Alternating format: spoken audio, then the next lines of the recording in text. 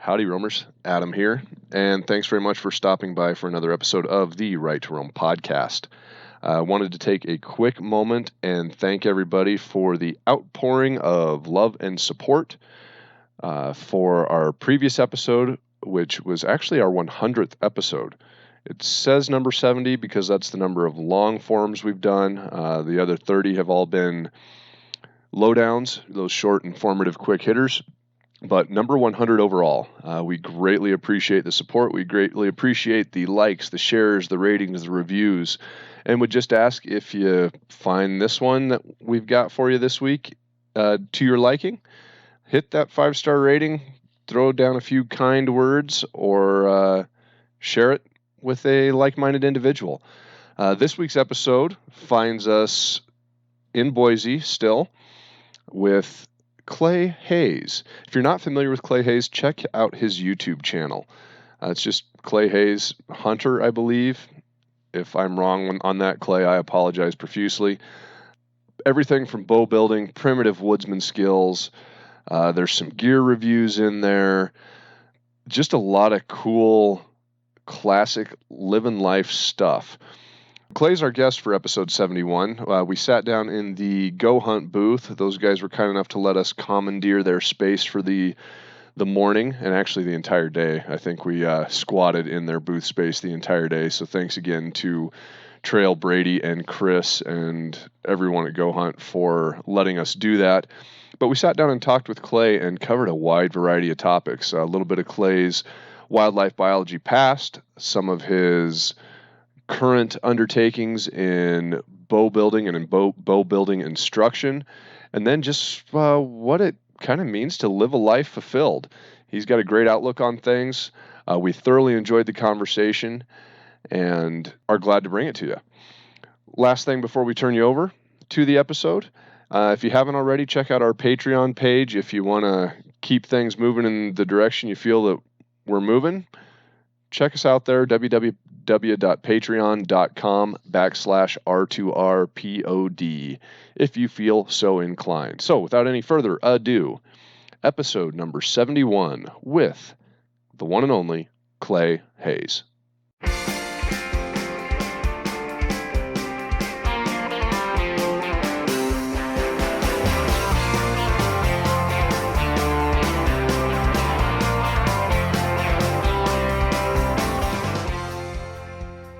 When fences don't exist to hamper the telling of stories or hinder the wanderlust our public lands promote, the result is an inherent right to roam. Right to Roam is an outdoors-oriented podcast that focuses on the conservation of our public lands and the myriad of resources that abound within those wild spaces. The balance between science and anecdote is a fine one, which is why Lee, Sam, Chris, and Adam, your hosts, and their guests rely heavily on the mantra: you're entitled to your own opinion, not your own facts.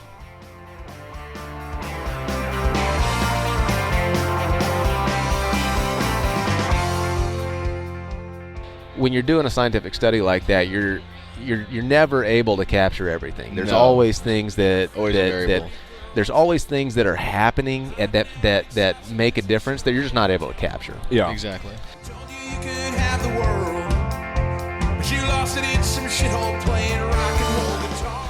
All right, howdy, folks. Chris Sheets here. I'm sitting here with Adam Teaton. Yes, you are. We're at BHA Rendezvous 2019 here in Boise, Idaho, and we're sitting with the infamous Clay Hayes. So welcome, Clay. we're in the Go Hunt booth too. We're also in the Go Hunt booth. That's Yeah, correct. Those guys let us crash their setup. We've invited ourselves to a lot of parties, and we're those guys all week. That's the way to do it.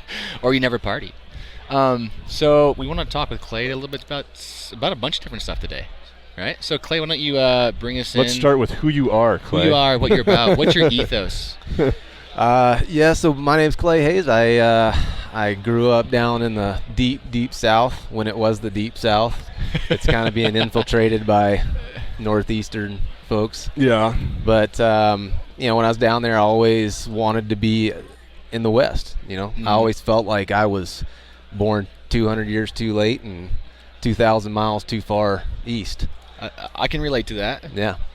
And so, when I was a kid, I always thought about being in the mountains. And so I also love being outdoors, love wildlife, and so started thinking about what I could do to, constantly be in that world and surrounded by wildlife, and that kind of got me on the track to become a wildlife biologist. Went to grad school at Mississippi State and did my master's research on feral hogs, and then after that made the trek to Idaho, and I've been out in Idaho ever since.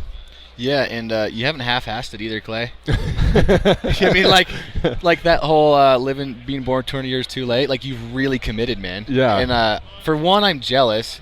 2, I'm jealous. And 3, I'm pissed that I'm not living your life. Every time I see you, I'm like, man, you're just making stick bows and living in the woods and like doing it right. Letting your kids play swords with sticks on a manure pile or dirt pile, whatever. Just let them get dirty, let them live life, enjoying things. So being a biologist is not an easy task to get your master's and get into it's a competitive world to get jobs. So I want to talk about a little bit what you did professionally, and then I'm curious of your transition, how you've left that world and kind of come full circle to why you got into wildlife. Yeah. So where'd you start out of your master's? So it's kind of an interesting story. When I graduated with my master's degree, I was actually offered a position in Mississippi with Wildlife Services, and it would have been probably the prudent thing to do to accept that, because it was a full-time position, fairly well paying as far as just getting out of grad school. But I turned that down to come out to Idaho for a temporary technician position. Got ya. Because, I love Mississippi. It's got a lot of great things to offer, but it's not where I wanted to be. Mm-hmm. I wanted to be in the mountains. I wanted to be close to big, wild country. I wanted to be close to elk and bears and all the things that we have out here. Kind of fulfilling that mantra of mold the career you want around the lifestyle that you want, rather than molding the lifestyle around the career you have. Yeah, and so I turned that down. We, my wife and I, drove out to Idaho. Everything that we had, everything that we own, we put in the back of a half-ton pickup, and out we went. Free. I love it. Go west, young man. Go west. And so I did that first summer as a wildlife tech with Idaho Fish and Game in southeast Idaho, and as a habitat tech. And so that ended. We drove back down to Florida, picked up some odd work when I was down there, over the winter when there was no tech work, and then came back out the next year, and happened to have, while I was doing the tech work, happened to have a full-time position open up with Fish and Game, and stepped into that. Moved around the state a little bit. I started in southeast Idaho and then ended up in the kind of the northern Clearwater region, but stayed with Idaho Fish and Game for 10 years as either a habitat technixon or a habitat biologist. Got you. So what did you work on specifically? Was it a variety of issues? Techs usually kind of get bounced around on a bunch of projects. But yeah, well, when I was a habitat technician, and I was on one of the wildlife management areas. So I did a lot of, wildlife plantings. We did a ton of tree and shrub plantings, and we also in the southeast region, or the Upper Snake region, we helped with the wild. They were always doing a bunch of deer captures and things like that. So there was always opportunity to help out with things like that. Yeah. But mostly habitat work. And then when I moved into, or when I had the opportunity to promote into a biologist position, that was in the northern part of the state. And lived, I think we moved to North Idaho in 2010, and been there ever since. Got you. And most of what I do in most of what I did in North Idaho was private lands, kind of farm bill type stuff. Yeah. So, working with private landowners in that part of the world, what was that like? Depends on the private landowner. Yeah, I was gonna say probably a universal answer just about wherever you go. There's. Yeah. Well, but I think that the ability to be able to play that game and be able to work with a variety of private landowners who you have no real authority at all. Yeah. No, yeah, you're building hearts and minds. Yeah, absolutely. and there's a lot of states now that have that same type of relationship with the NRCS, Natural Resource Conservation Service, and so Idaho Fish and Game basically has an agreement with NRCS where we can work on their behalf to write those CRP plans or whatever the program is that we're working on, and we can tailor those plans to focus specifically on wildlife and to take advantage of that huge pot of federal money. Yeah. Now, the probably one of the more interesting things that I found out doing that kind of work is like you said, you can't make these guys do anything. Yeah, for sure. It's a completely voluntary program. They sign up if they want to, if they like what you have to offer, and if they don't, they don't sign up.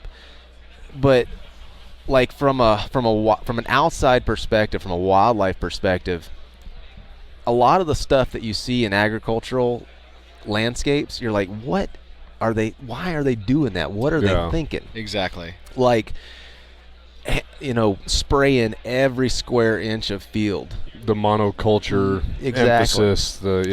But when you sit in these guys' kitchens and have coffee with them and start you ask for their perspective, and you start asking them those questions, you start getting a sense of their world. Exactly. And that that's something you don't get in school. That's something you don't get in a wildlife focused career. And that's been a common theme a lot of interviews we do with wildlife managers is those soft skills you don't learn them in school, but you also can't really just teach those. And those have to be real world experiences. Different muscles that need worked out. Yeah. I mean, regardless of what it is, that communication component, regardless of what it is, it's a muscle that needs worked. Yep. You gotta exercise it. So what do you think is when you're talking? This is interesting to me because in this conservation space, talking about backcountry hunters and anglers, and just kind of getting folks to look with intent. What do you think is one of the strongest things that would facilitate that conversation? And it's obviously something that similar to what you would have used speaking with private landowners and trying to educate them and bring them up to speed, or at least even get their perspective. So, I'm not following you. Explain that. So I guess what I'm getting at is when we communicate, obviously you communicated with the public, right? Mm-hmm. And we need to be communicating effectively as well. So you're talking about the value of public lands, type of thing? Yeah, I'm just basically trying to say the communication skill set that you use and I'm trying to think of the angles and the approaches to speaking to just strangers basically on their property. That there's a skill set to that, and so when you talk to somebody, I mean, how do you talk to somebody? I guess what I'm trying to get at. I think the best. We oftentimes talk at each other. True. We have our different perspectives, and we view the world through our own filters. Yeah. Yes. And so, in wildlands and wildlife, there's a commonality. It doesn't matter if you don't hunt, or even if you're an anti-hunter, or if you don't, or if you do hunt, but you might not be a public lands supporter. There's always a commonality there. It may be a love for wildlife. It may be, whatever. And I think the key is to find that commonality. But so often, we don't take the time to try to do that, to actually have a meaningful conversation with someone. Yeah, I feel like a lot of the conversations I hear, especially on social media or in the bar, it's people aren't really listening. They're just waiting for their turn to speak. Exactly. And that being present and listening with intent is goes a long ways. I mean, it's kind of the golden rule concept, right? I want people to listen to my stupid story. I'll listen to your stupid story, You might not convince me, but I'll listen. Yeah. Exactly. And when you're listening, you're listening for that thing that you do have in common, because there's something there. Exactly. You just gotta find it. And I think that's the strength of BHA personally, and organizations that the associative thread that runs through the entire membership, I think, from the leadership down, is pretty evident. The common thread. I mean, I've met people from all different walks of life here, all different social, financial situations, and everybody here is they're not focusing on that. we're all here because we can see the common value that we share and see the end game. And I think that's the strength of this organization personally. Yeah, I've been a member of BHA since 2008 or 9, I think. I mean, there was when I first joined, there was no paid staff. Oh, really? Yeah, and just to see the growth of this organization. What was your allure back then to the organization? I did. So this is when I very first started working for Fish and Game. And the way that I found out about the organization, I didn't even know about it because it was so small. Nobody knew about it. Yeah. But like I have a keen interest in teaching like traditional skills, outdoor related skills. And so my first year with Fish and Game, I put together an event that brought together a bunch of these different skills. And it was open to the public. Anybody could come, and we had things like land navigation, archery, muzzleloading, tracking, horse packing, and things like that. And I was trying to find different people to teach all these different things, right? Yeah. And so 2 of the people that I found to do the horse packing thing were Scott Stouter and Holly Endersby. And Holly was.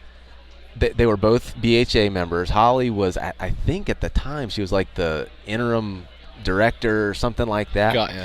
And so they came down, did this horse packing thing, and then after the event, I got to sit around and just talk with them. And they were such just awesome people. And they started talking about this organization, and I was like, if this organization is made up of people like these people, like this is something that I want to be associated with. Yeah.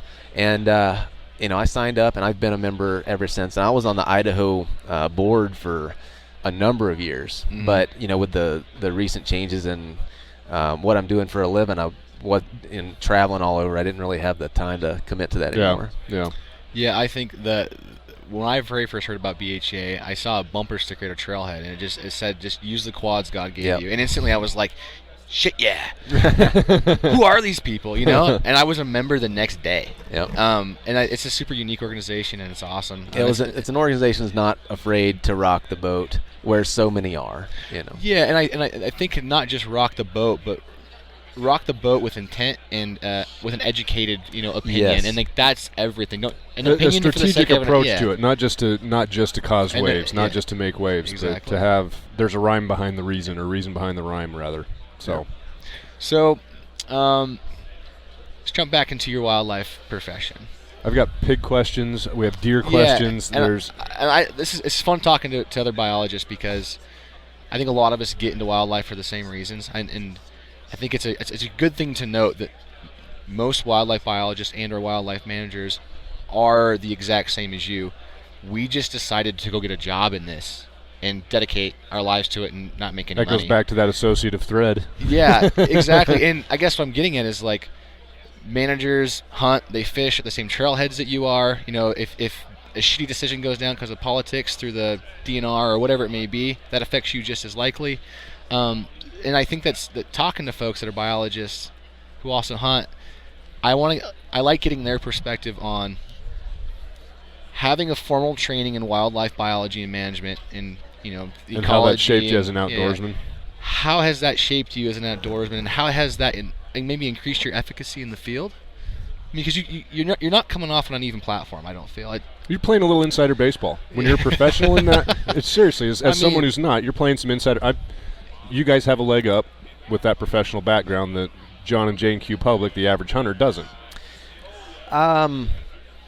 I don't know. I don't know. For me personally, I don't know if that's the case, because the same things that drove me to be a wildlife biologist are the things that drive me to be as good a hunter as I can be, and so it's all the same. And I don't feel like because I was a wildlife biologist, I know guys that don't have any biology at all, and they're amazing. Yeah, they're awesome hunters. And just because you're a biologist doesn't mean you're a good hunter. I'm not getting that, but just like being able to see things on a landscape level and in that nuance and see the scars of you go out to a new area, or you can call bullshit on things too. Like you hear someone at the bar like, oh well, here's why all the elk are gone. You're like, I think it's more complicated.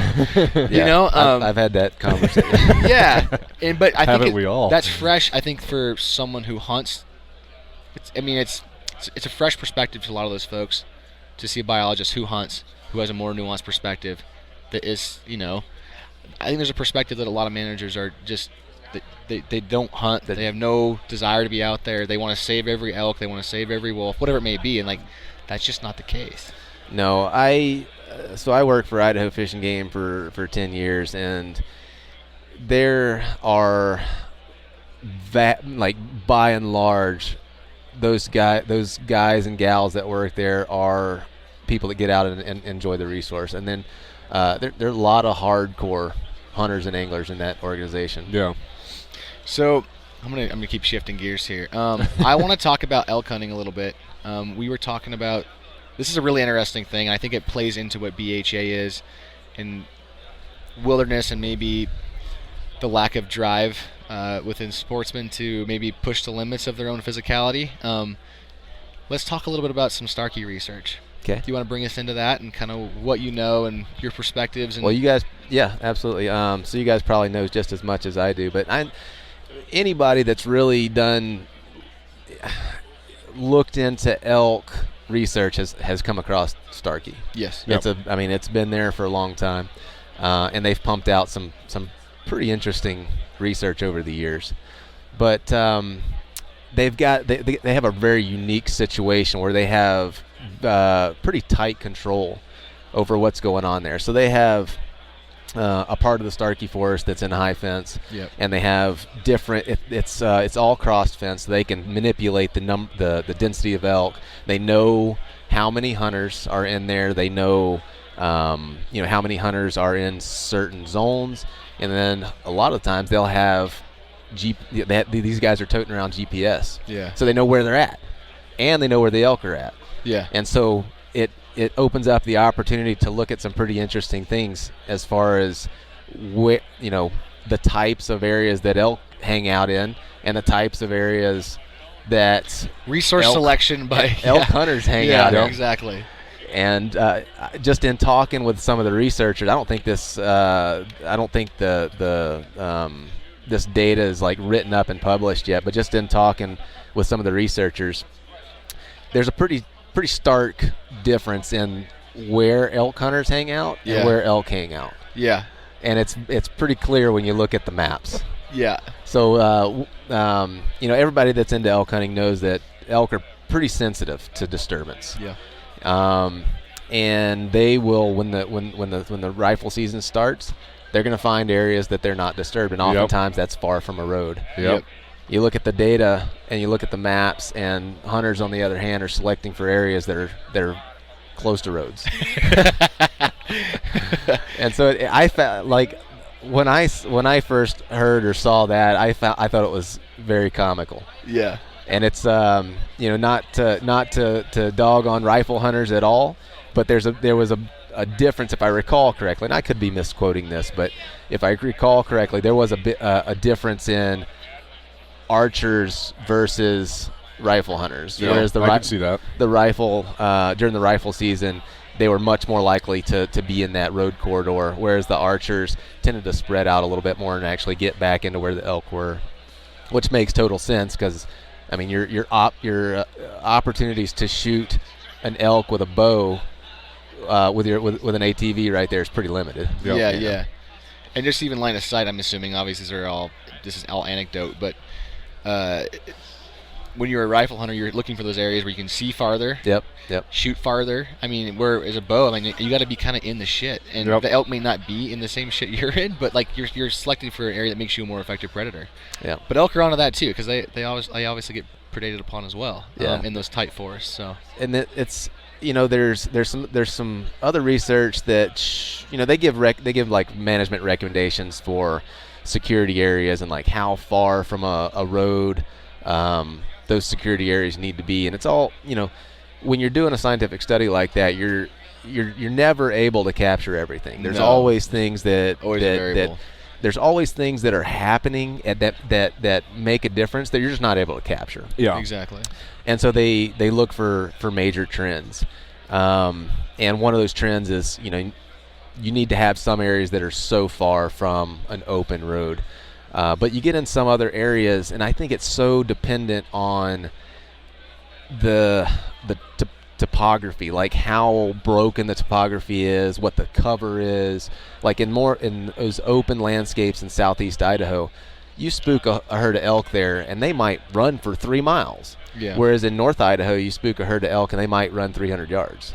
It's just a much just denser. Because of the density of the security cover. Yeah. It's denser. It's more crenulated, I guess, if that's a good description of the landscape. Just lots of little folds in the landscape. Whereas that southeast micro topography. They feel safe within that 300 yards rather than the 3 miles. Yep.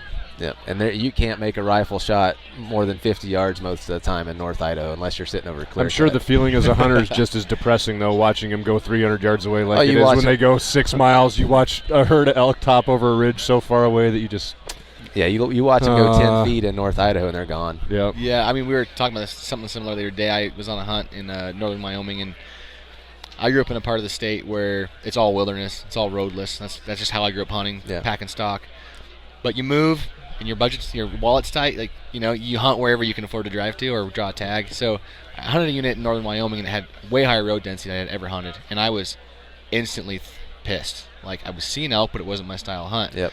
But the same thing, once I figured out how to find those little vacuum pockets and sit, I was in elk constantly. Yeah. And just because of the road densities, you could look at a map and be, okay, I'm X and Y distance from this road, they're going to be here. If they're not here today, they'll be here tomorrow. Yeah. But you could also sit and watch those elk feed out in an open meadow, and my hearing's not that great. And so I know they heard the UTV or ATV way before I did. And they would just ears perk up, mosey into the timber. 20 minutes later, they'd mosey back out and go right back to feeding. You go up to the trailhead, and no one's seen any elk. Yep. It's like, but it's interesting. So the elk are obviously reacting dynamically to our behavior as well. It's not just us trying to find them, Yeah. They're learning how to avoid us and find us as well. But yeah, it's complicated. So, archery hunting in northern Idaho? We hunted, or I hunted in North Idaho for 4 seasons, I think. And finally got to the point where the elk were getting harder to find, and so we started driving. We were driving down to the southern part of the state. It's a lot more open. You can see elk. It's still tough to get close to them. But you can actually see them. Yeah. Whereas in North Idaho, it's just... I'm a miserable hunter when it comes to, like, dark timber. Like, if I can find them, I can kill them. I mean, if I can see them, I can kill them usually. But, like, if I can't, you just can't find them. It's a big, especially elk, where they can move 12 miles for just whatever reason. Whatever the reason that they're looking for. But I think that, like you said, reevaluating and going to that open country, you can find elk, you can get it done. It's a lot more fun. Yeah. Productive. I feel like, in North Idaho, it's can be sometimes difficult just to see an elk, but whereas in the more open country, I feel like I am more productive, even though I might not have any more opportunities down there, like close opportunities. If I'm seeing elk and hearing elk, I'm having a good time. Exactly. Absolutely. If I'm just busting my butt, going through timber, just trying to get a glimpse of something, I don't feel like it's as I don't have as good a time doing that. No, I definitely don't either. And like Wyoming's got so much open space. I mean, it's a blast. You do much spot and stock pronghorn? I have never hunted pronghorn. Okay. We're gonna give you an offer. Yep. You come to Wyoming, we'll go chase goats with a stick bow. That sounds amazing. Yeah. I'm there. Okay, it's a date. It is a date. So I want to get into your traditional archery, and it's not just like traditional archery; it's primitive archery. So let's Self-bow style. Yeah, like how did you get into that? Is that a skill set that you grew up with, or are you self-taught? No, it's something, I've always been interested in, like, survival skills. And, I had, when I was 11, 12 years old, I had, you guys know who Tom Brown Jr. is? Yep. Okay. So I had this book called Tom Brown Jr.'s Wilderness Survival or whatever, Guide to Wilderness Survival. Man, I carried that thing everywhere in a little bag, and used it so much it eventually fell apart. I made every snare, every deadfall. I mean, so that stuff was always kind of interesting to me. Yeah. And just getting into bows, when I was a kid, I tried to make bows, and I made a few that were just like extremely crude. Willow stick with a baling twine. Yeah. Yep. And then finally found like a book that gave me the information that I needed to actually start building bows that were of good quality. And I started building those things probably about 1999. So you've been doing it for a while. Yeah, I've been at it 20 for years. a while. And I don't know, I just fell in love with it. And I've been doing that ever since. And I don't know how many bows I've made since then, but it's hundreds.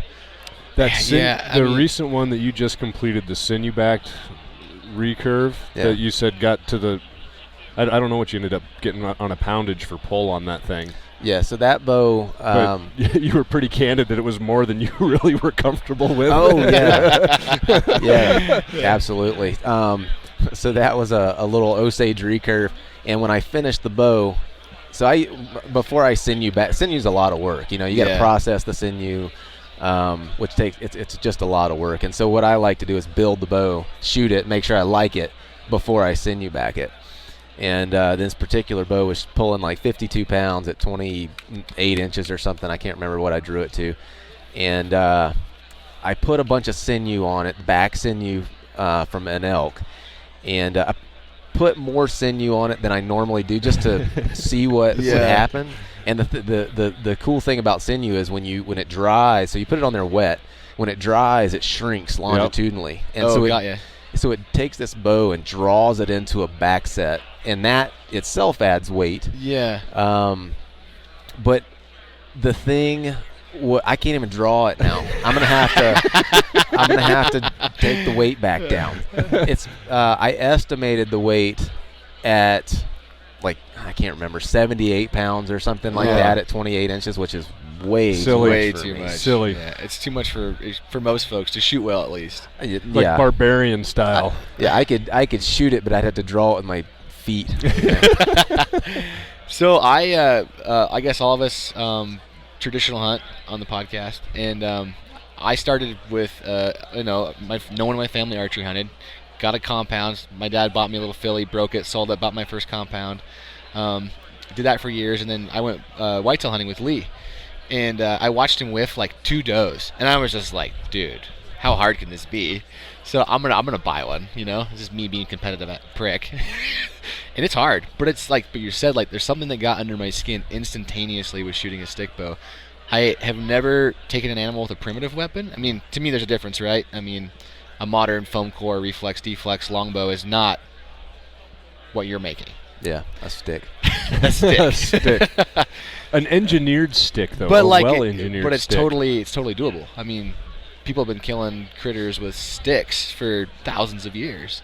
Yeah, it's a very common perception that self bows just don't shoot well. That they got a lot of hand shock and they just don't perform well. The one I've shot was poorly made and had a shit ton of hand shock. Yes, and that's a common thing with new bowyers or people that it was the guy's second bow. Yeah, exactly. I mean, the reason that it was that way is probably because it was overbuilt. Yes. Once you get into bow building, you keep bow building, and you learn. You start learning what you can get away with, and you can shave a lot more wood off those things than most people would believe, to start with. What wood are you typically using, or does it matter? Is one wood easier to work with compared to something else? I love Osage orange. Yeah. Grows in the Midwest, some into the South, into the Black Prairie areas. But Osage is just an extremely dense wood. It's very durable, and it makes a great bow. Because Sam on our podcast has dabbled, and he's getting better and better. But he's been working with Osage too, and some of the stuff he's made is really pretty. Yeah. Yeah. The I was talking to somebody earlier about this, but one of the big things that I really love about the more primitive side of traditional archery is the involvement you feel more invested in it, I guess. When you take and you're going through the whole process. I mean, you're going out in the woods, you're cutting a tree, you're splitting the staves, you're waiting on them to cure, you're whittling that thing out with a hatchet and a draw knife. And whenever you get that bow done and you're able to go out and actually harvest something with it, it's got to be fucking awesome. Yeah. I mean, because this is the thing that I think is awesome about that approach is, I'm paraphrasing, I guess generalizing overly so probably, but all of us get into hunting to spend time outdoors. The more time, the better, right? Yeah. But when you're making your weapon, it's another excuse to go back out and spend time in the field, be present, develop those all those other skill sets that being a good woodsman is. Because being a good woodsman is way more than just being able to knock an animal down every year. Yeah. And it's an excuse to spend more time in the wild, and then to see the whole thing come together start to finish is it's incredible. If I had the time or any skill set, I would do it. I just know. I'm just assuming I don't have the skill set to build a bow. There's a certain level of artistry though too that not everyone has, and so I look at the way when good bowyers, whether it's self bows or whether it's production bowyers, there's a level of artistry there that not everyone is born with or can be trained into. So I don't do you think that Native Americans, just for conversation's sake, do you think that everyone knew how to make a bow, or just they had the couple guys in camp that had the gift? They were the bowyer for the camp. Yeah, I don't think it's any different than today. You'd have folks that specialize in certain areas. I've tried flint knapping. I suck. Every time I've tried, it's miserable too. I'm cut to shit, and it never works out. Yeah, I can make a good bow. My buddy over here can make some good arrowheads. Let's swap. Yep. Yeah. No, that's. Are you? That was Martin. Good job, buddy. No, but getting back to the involvement in the bows. We'll take the bow that I'm hunting with now, for example. Did you guys see that snakeskin backed bow? Yeah, I commented on it and said I want it. And you never replied, so I assumed that was a solid no. So the bow that I hunted with last year, it's an Osage. It's right on the border between being a longbow and a recurve. But I hunted with this bow. I made the bow two-piece takedown. Hunted with it for 19 days during elk season. Finally killed a bull on day 19, and when I brought that bull home and did all the butchering and everything, I took the backstrap sinews off of that bull, and I put those sinews on that same bow that killed that bull. And so now this year I'm going to hunt with that same bow again, and hopefully that bull's going to help me kill another one. That's sorry, I'm just I got the chills. That's a cool narrative. Yeah, I mean, a lot of guys can say, I shot my first elk with my grandpa's first rifle, but that's some next level shit, man. You're starting. You're starting something. So making arrows, are you making your own shafts as well?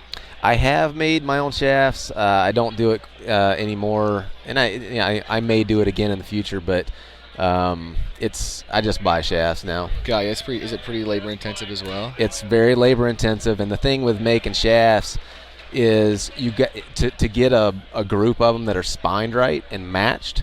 You got to make a lot of them. Yeah. You might be making 6 or 7 or 8 dozen to get 7 or 8 that are well matched in both spine and grain weight.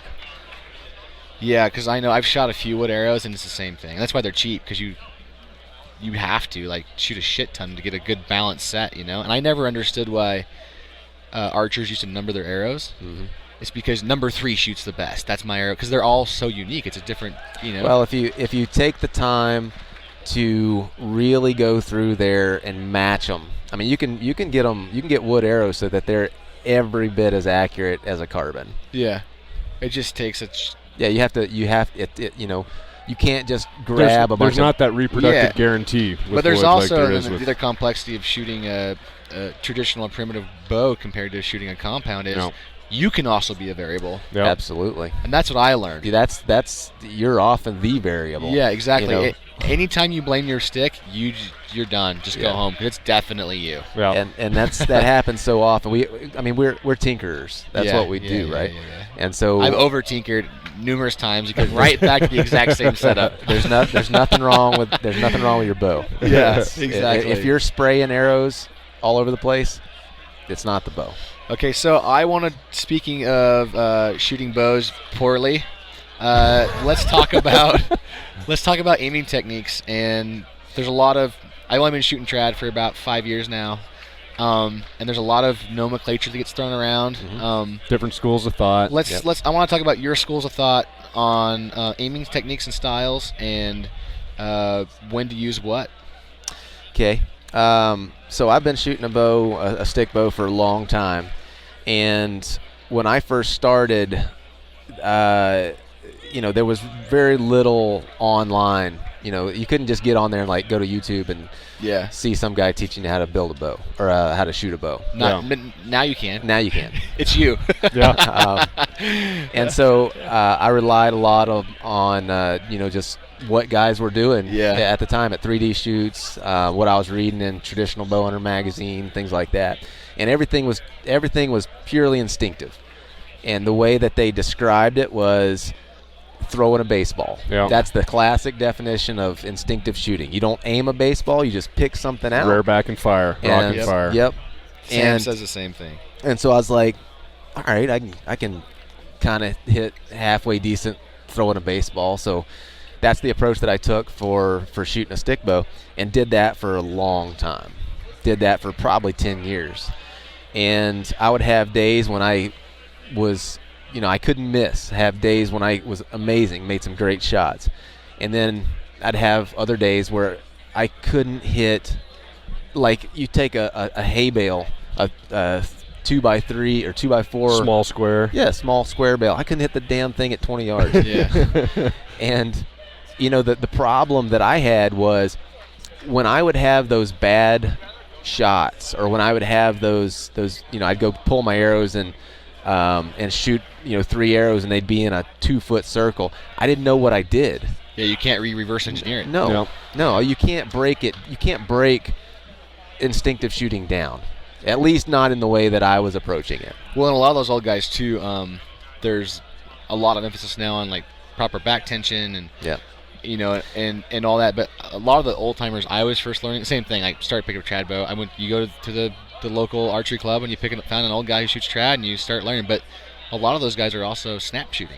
Yes. And snap shooting, there are points in time, I think, when a snap shot has its purpose.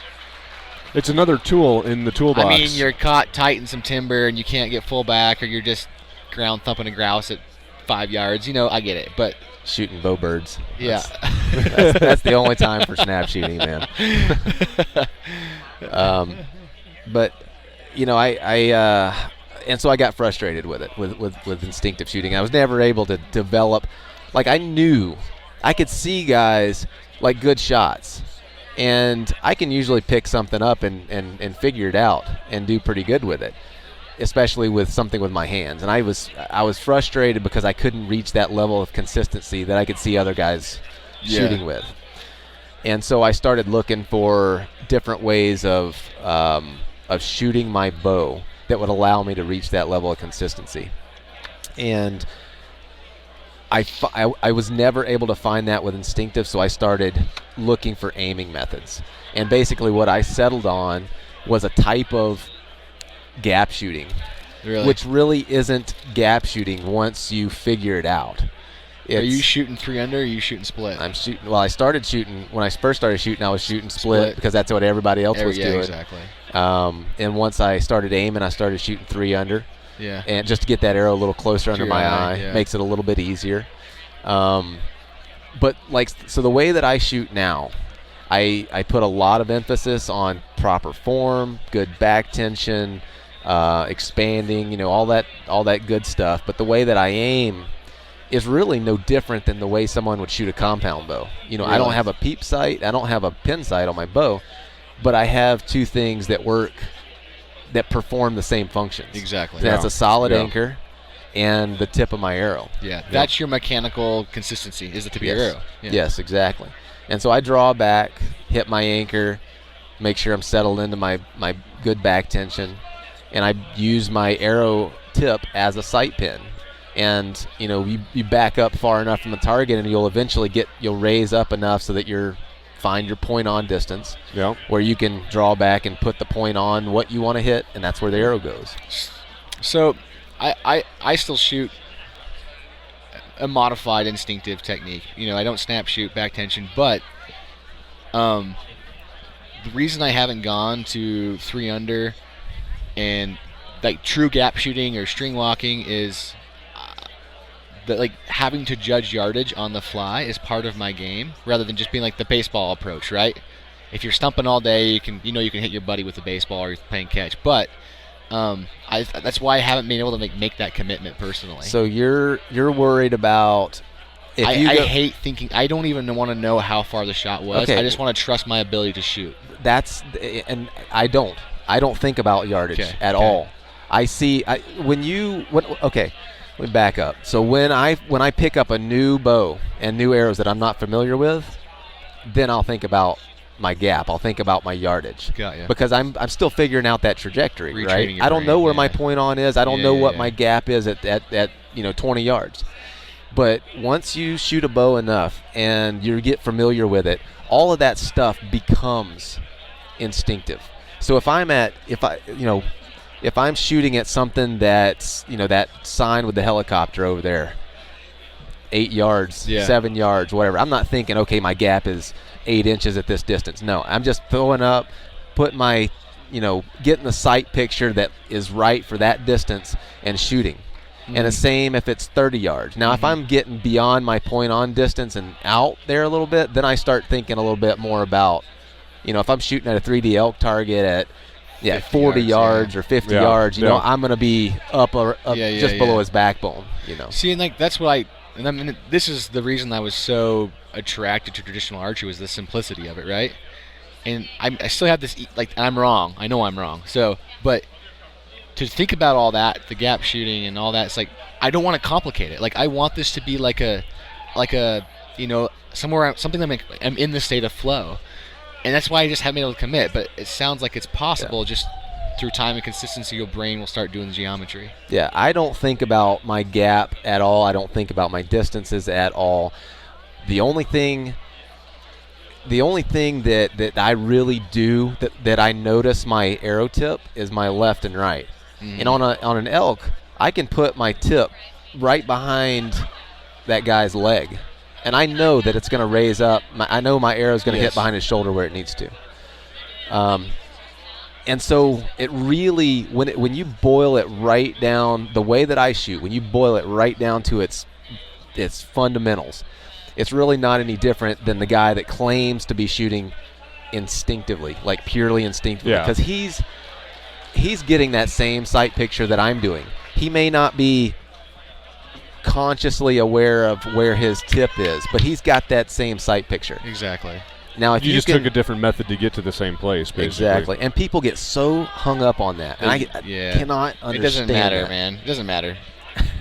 It really doesn't matter. It doesn't. Well, no. Or what you call it does not matter. But I still get you go. Every time I do a video teaching somebody how to, some aiming technique, or if I mention aiming or gap shooting or something like that, guaranteed I'm going to get comments from guys that like, you're aiming, like you should be shooting instinctively. You're not. This is not a pure way of shooting a bow. I was like, oh my god, dude. As you're shooting a self-made. As you're shooting a self-bow. There's always going to be armchair quarterbacks, Clay. Exactly. But yeah, I agree with you. And like I've done it, and when I shoot, I still shoot split. And this is another thing. I shoot split because it feels on a really rugged stock or a steep angle or it's windy. I want that knock between my fingers. It just Yeah, I understand where you're coming from, because I think I had those same hesitations when I switched. Yeah. But you get the proper string fit. Your arrow's not going to come off the string. It's not going to move. I shoot a knock above and one below. Yeah. Setting it up that way. Yeah, and so you don't have. It's not going to move on the string. It's not going to come off. Huh. It's interesting because I'm gonna have to try it. I know when I shoot 3 under, my groups are way better. Well, why? What's holding you up, dude? Here's the deal. It's just like, if it's not broke, don't fix it. I shoot all right, adequately, but are you happy with the way that? Are you like, okay, this is it? I'm like, I don't want to get any better. He was beforehand. I'm gonna lob in something here because he was beforehand. He wrecked his bike in September of last year and screwed his collarbone and shoulder up to where he's going to have to relearn how to shoot, and that might change things and that's for where him. I'm at right now. Thank you for the segue, Adam. I was going to get there eventually, but that's exactly. I'm at a point now where my muscle memory's jacked. I was on the couch for almost 6 months, and I was shooting religiously and shooting competitively. All right, Yeah. I was very happy with how I was shooting. Taking 4 or 5 animals a year with a stick bow, great. But I knew I could get better. And when I was first starting to dink with technique and style, tinkering, it would be like 2 months before the season. Like, I know I can hit an elk, And then, so with this last winter, I was going to start screwing around with 3-under and more of this point-on stuff. And I was grouping beautifully 3-under. That's all I switched up, really. But my groups were low and right because my sight picture had changed. And then I got in that bike accident. So, like, long story short, my muscle memory is non-existent right now. Mm-hmm. I'm shooting not great. So now is the time, I think, to, like, make the transition. Well, if you were happy with your consistency and not had any trouble with it, I'd stick with, like, I mean, if it's not broke, don't fix it. Yeah, if I could again, shoot. You both said we're all tinkerers, so Well, we say if it's broke, don't fix it. Plus, but I want to be cool like you, Clay. No, I mean, I think I would start the 3-under. The other thing I don't fully understand still is string walking. It seems to be like more of a 3D competition. A lot of people in the Midwest and the East Coast talk a lot about string walking. Yeah, the thing with string walking, and it doesn't really work with the bows that I make because I can't tune them right to work with string walking. But what string walking does to you, basically, you're moving your string down. You're moving your fingers down the string, which changes the angle. Tiller. It changes the angle of your arrow, which it allows you. We had mentioned that point-on distance earlier. It allows you to basically set that point-on distance anywhere you want it. So if let's say you're hunting whitetails out of a tree stand and your shots are consistently between 15 and 20 yards, well, you can set your point-on distance at 20 yards. Just by walking your fingers. Just by walking. Makes sense. Yep. And so that's the big benefit with string walking. Now, with my bows, I've yet to figure out how to build a self bow that will shoot, that you can shoot in that way for a long period of time without that bow because you stress the limbs differently. Exactly. So, I mean, essentially when you're moving that, you're affecting the tiller, correct? Yes. So do you tiller all of your bows to 0? Are they all 0 set tiller? My bows are all just a little bit positive tiller. Got ya. And so, because I build my bows on a what I call an asymmetrical design, so the top limb is a little bit longer than the bottom limb. Yeah. And so if you think about how that bends, when you have it on an arc, that if you built it with an even tiller, that bottom one, because it's shorter, would actually have to be working more. Yeah, exactly. They don't bend evenly because your fingers aren't even. Yeah, and so what happens with it? It's a natural material. It doesn't have the resiliency of the modern glass and carbon and all that stuff. Yeah, and so over time, shot after shot after shot, if you have one limb or one section of a limb that's doing more work than the rest of the bow, it's eventually gonna show that stress over time. Yeah, it's gonna get overpowered. Yeah, it makes sense. And just get worse. Yeah, exactly. That makes sense. Oh, so some of the bows that you make are not straight. Yeah. No, you like the snake bows, snaky looking things. They're beautiful. They're rad. And I've always been curious how that affects the shot, and does that add complexity to the build?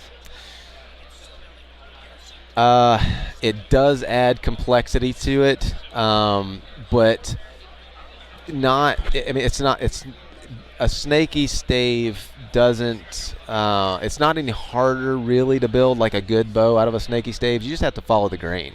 Yeah. And that can be a little bit of a challenge for new people. But now, I mean, I've been building bows for so long; it's just second nature to follow the grain wherever it wants to go. Let it go. And then if I end up with a bow, before it's complete, if I ended up with a bow that's not lining up, like the nocks, when it's strung, the only 3 points that have to line up on a bow are both nocks in the middle of the handle.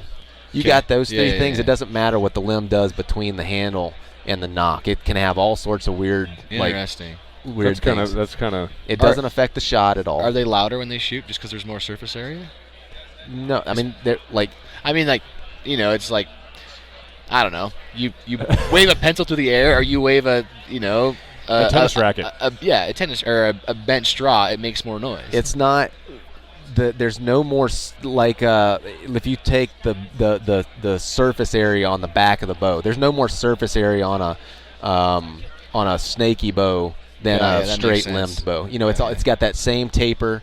It's just not straight. And there's if you look on my Instagram, there's plenty of pictures of really strange looking bows. They're all got all the snaky grain. I want one really bad. I just don't think I can build one.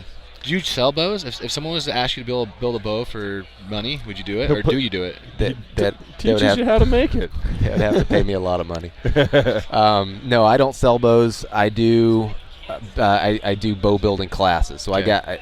I do classes in both Idaho and Northwest Florida, and we'll have a couple of guys come and stay with us. We feed them. We put them up for either 3 or 5 days, depending on what kind of bow you want to make. And we go through the whole process from raw hunk of wood to finished shooting bow. And we can do that in 3 days. And if you want to make a takedown, that's the 5 day. I feel like I know I'm going to ask for Christmas for my wife. What does the 5 day course cost? 5 day course with everything is $1,500. Got you. And you're out crashing in the woods, I take it, in northern Idaho? No, you guys are. The students stay at our place. We got a cabin. We everything's taken care of. All the meals. I like where this is going. And a cold beer in the evening. I like where this is going. How many folks do you guys? Back to that pronghorn hunt in Wyoming. Exactly. I had an angle this whole time. I always do. My families are horse traders, so So how many folks do you usually have come through a class? How many people can you effectively teach this skill set? I limit my classes, which is one of the unique things for the way I do it, but I limit my classes at 4, and it's usually 2. There's other guys that'll teach 8, 9, 10 guys, and I, for the life of me, I cannot figure out how they do that, because there are some pretty critical points at the bow building process where if you're not if you don't keep your eye on somebody, they can mess something up real quick. Yeah. And so to keep your eye on that many people when they're all kind of at the same stage in the process is tough, yeah. What's the prerequisite work, or is there any? No, I've had guys come out that have had zero experience with hand tools. I had a kid come out that grew up in China, moved to the U.S. when he was 16, lived in a boarding home. This is an interesting story. Lived in a boarding house, went to school, and then he got interested in archery. This is a little bit of a tangent, so you might have to bring me back. Okay. But he got into archery. Had a friend of his get him into traditional archery, and through that, he started looking at YouTube videos on archery, and he discovered bow hunting through that. Now, this kid grew up in China. There's no archery hunting culture. Hunting does not exist. Yeah. Hunting at all doesn't exist. Yeah. And he lived when he came over here, he was in San Francisco or somewhere in Southern California. Obviously, no hunting culture there to speak of. Yeah. And so he was never exposed to it. Well, he got on YouTube and started seeing these hunting videos, and he thought that people actually do that. He thought that hunting was something that happened 1,000 years ago. And we just talk about it, yeah. and so he sees these videos, and he's like, man, I've got to do this. And so he's going to college in Pennsylvania or somewhere. So he's got a recurve. 2 weeks before the season, he doesn't feel like he's confident enough with his recurve to go hunting. So he goes to the bow shop, gets a compound bow by the tree stand, all the paraphernalia that they probably sold him everything on the rack. Exactly. Oh, yeah. And this kid goes out on public land in Pennsylvania with a bow he just bought and shot a damn deer. And when he shoots this deer, he's Googling how to field dress the thing. He's doing it. 6 months before, he didn't even know that hunting existed. And I said, man, do you know how unique that experience nobody is? does that. No. Yeah. That is heard of. But the reason I was talking about him is he's one of those kids, one of my students that come out, had no experience with hand tools or anything. But Comes just out, had the desire. Yeah, he had the passion for it, had the desire, and came out and built a pretty awesome bow. Yeah, I'm serious. I think I'm going to try to come to your class, and I wanted maybe we can do a podcast then and kind of go through the process, and I don't know. We'll do something. Let's do it. I'll justify some reason to go. My wife always loves my excuses. So I want to back to the primitive skill set. So you do more than just build bows, right? So what other primitive skills? I'm just going to ask this. What are the top 3 primitive skills that you think everyone spending times in the woods That's a great should question. know and is within their reach to learn? Navigation is one of them. Mm-hmm. Land Navigation, not getting turned around. So that's a big one. Fire making, I think, is a big one, but fire makings will get you in trouble because people get too confident in their ability. Yep. Mm-hmm. And if you learn how to build fire in the desert Southwest in the summer, It's much different. that's a lot different. Northern Idaho in October. Yes. So you should, before you think that you're going to go out and like build a boat, a boat drill in the woods, you need to really think about that and maybe carry a couple of different fire starters with you. Yeah, exactly. But I don't know, keeping your head, man. Like if shit hits the fan. Yeah, I think you're right on there. Because people freak out. Mm-hmm. And the unfortunate part about that one, that's a tough component to teach. Yeah, you can't teach that. That's something you learn about yourself or learn about your buddies in the moment when shit hits the fan. and that's why I struggle with giving people too many of the answers too soon, because you kind of got to have that like humbling experience. You kind of got to go through some shit to really have it in perspective. Like, your mental resiliency is a muscle you can develop and build. I mean, and just like anything, you got to be miserable before you know how to be miserable, and I think a lot of people want that easy button to be warm and comfy all night. I'm a sadist. I'm the opposite of that. Very few people come back on trip number 2 with Chris Shees, regardless of how good the hunting is, because I just like to be miserable. It's a weird thing, but it's it's kind of like, it's a very similar angle for what you do in the primitive. Like, the more work, you like to feel like you earned it. I like to feel like I earned it. I want it to earn. Not even that way. If I'm shooting a cow elk, I earned that, and it felt good.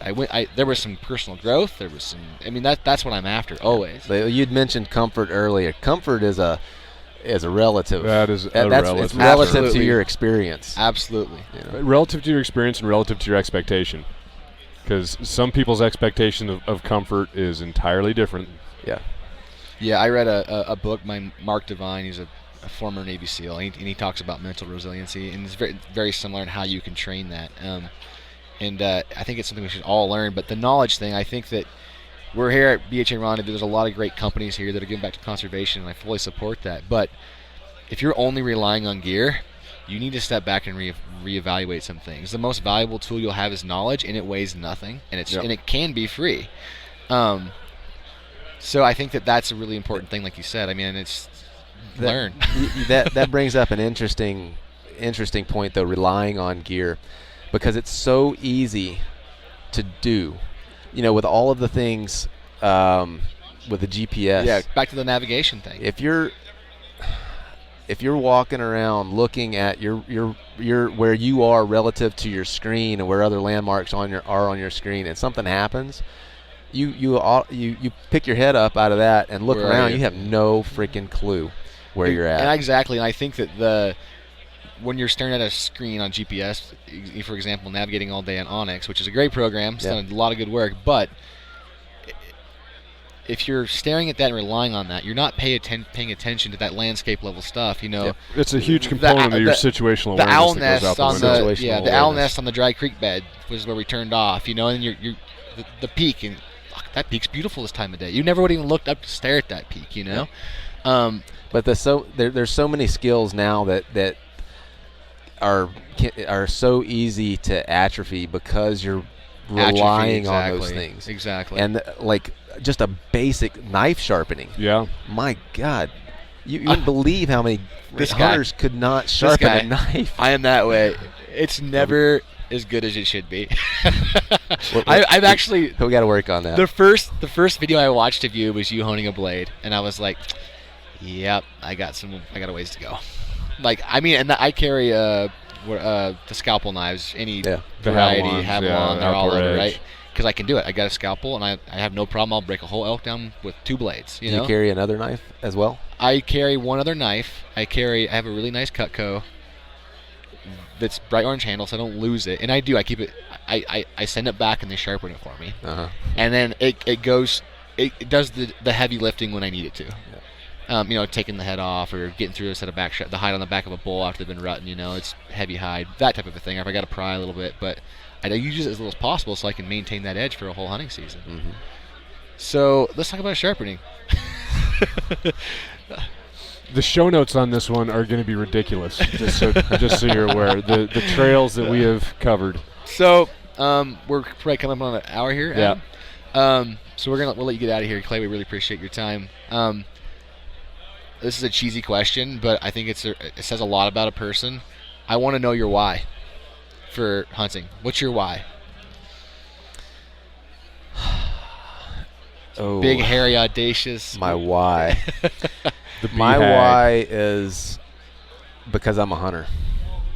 Because I mean, when you boil it right down to it, it's who I am. It's who I've always been, and I could not describe myself, and I don't know why it is. I don't know why, because I have 2 brothers, and neither one of them are hunters. My dad is not a hunter, Interesting. and I got into this on my own, and I've been this way since I can remember. Genetic roll of the dice, man. That's all. That's the only way that I can explain it. Is I'm a hunter. Yeah, I mean, evolutionarily, I think that the natural selection for that drive that you're talking about, like that, is that internal fire. You have no way to describe it. And if you try, you fail because it's that complex and that basic at the same time. But it still exists in a certain amount of the population, and I think a lot of those people are here today. The closest I've ever come to being able to describe my why to someone else was my first film, Untamed.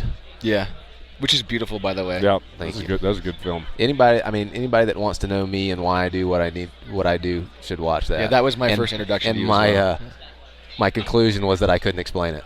Yeah, I've actually used that because I'm not that original. I have used that, like, words can't describe it. I have no idea how to. There's no words that, you know, like, that's not my idea. But you're right. It sounds it's cliche because it is. Yeah, I mean, it's like there are folks that are hardwired. I can't We're describe. hardwired a little bit different, and you just because your answer of because I am is probably the best and most concise and elaborate way to answer that question. You know, I think it was a Meat Eater podcast I was listening to a little while back, or maybe it was a post it was a Facebook post, and it was asking, what would someone have to pay you to not hunt or fish or whatever? There's no price. Yeah. I mean, what is that's my life. I would be absolutely. I think a lot of folks here can relate to that, but it's the same way. I'd be completely lost. Absolutely. Completely, utterly lost. Physically, spiritually, everything. I'd be lost. Yeah. Like identity crisis. Like Yeah. I don't think I'd make it very long. Or people around me would wish I was dead. Yeah. Because I'd be a prick.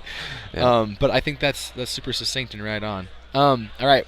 Well, thank you for coming on, Clay. We really appreciate it. Should probably thank the Go Hunt guys for letting us take over their booth for. Like I said, we've invited ourselves to every booth here. Yeah. Trail and Brady. So and where Chris. can folks learn out about you, follow you, what you're about, and get to know a little more about Clay Hayes? So YouTube, if you just look for Clay Hayes, you'll find me. Instagram is Clay Hayes Hunter. Website is twistedstave.com. I got a bunch of my videos on there. Everything's on YouTube though as well. Would that be the location where someone interested in the class would go to sign up? Yeah, they can Okay. go there. They can check out some of my old blog posts, and then check out information on the classes as well. That's awesome. So we are going to hold you to coming out and hunting some pronghorn in Wyoming. You just name it, man. Okay, we can we'll talk after this. I don't give all my secrets over a podcast. But so some information is not for public consumption. Yeah, sometimes you have to learn things on your own. Teach a man to fish, I guess. But yeah, so we're going to have you out on antelope, hopefully. Yeah. And thanks again, Clay. We really appreciate it. I'm glad you're here supporting BHA. You're a great voice. You've inspired a lot of people to get back to their roots, and I think that's an awesome thing. Yeah, the keep it simple, stupid approach, man. I love it. Kiss. I love it. All right, well, thanks again, folks. Happy trails, and we'll catch you down the road. See ya.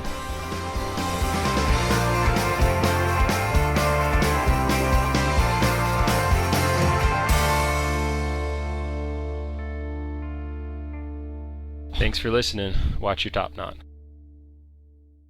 The views, statements, and opinions expressed by the hosts in this podcast are strictly their own and do not represent a position or stance being promoted by a state or federal management agency unless otherwise specified.